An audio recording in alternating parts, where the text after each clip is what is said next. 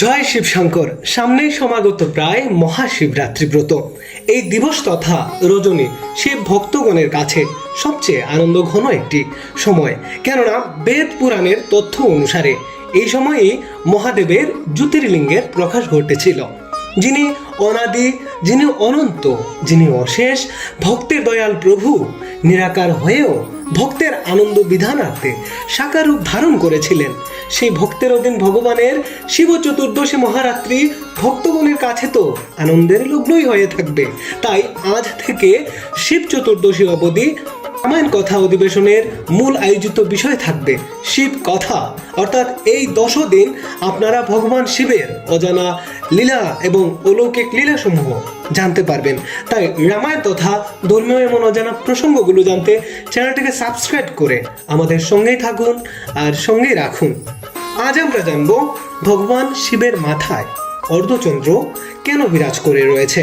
ভগবান শিবের যে কোনো মূর্তিকল্পে দেখা যায় এই অর্ধচন্দ্রকে, তার মাথায় সবসময় শোভা পাচ্ছে সেই অর্ধচন্দ্র। কিন্তু পুরাণ মতে ভগবান শিবের মাথায় কেন অর্ধচন্দ্র রয়েছে, যার জন্য ভগবান শিব শঙ্করের আরেক নাম হলো চন্দ্রশেখর। চলুন জেনে নেওয়া যাক সেই অমল কাহিনী। মহাদেবের আরেক নাম হলো মহাকাল, অর্থাৎ তিনি কাল নির্ধারণ করে থাকেন। চাঁদকে সেই কালের প্রতীক বলে বিবেচিত করা হয়।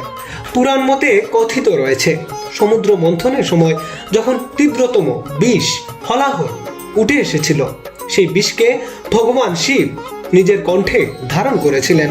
এই বিষের বিষক্রিয়ায় মহাদেবের সারা শরীর চলতে শুরু করলো, অর্থাৎ স্বয়ং মহাদেবের গাত্র দাহ শুরু হয়ে গিয়েছিল।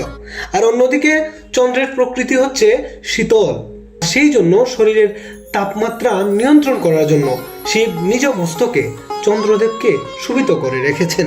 এই চন্দ্রদেবের শিব মস্তকে স্থান পাওয়ার আরো অনেক কাহিনী শাস্ত্রে কথিত রয়েছে। আমরা আরো তথ্য অনুসন্ধান করে আপনাদের সামনে উপস্থাপন করার প্রচেষ্টা রাখব। তাই আমাদের সঙ্গেই থাকুন আর আমাদের সঙ্গেই রাখুন।